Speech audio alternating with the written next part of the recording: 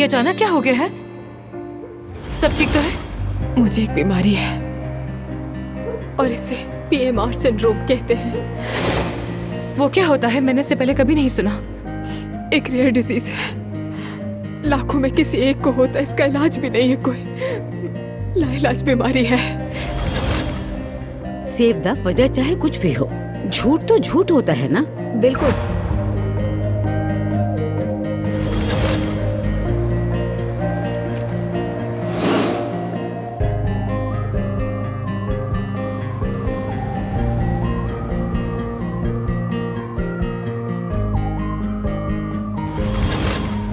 मैं किसी और में इंटरेस्टेड हूँ।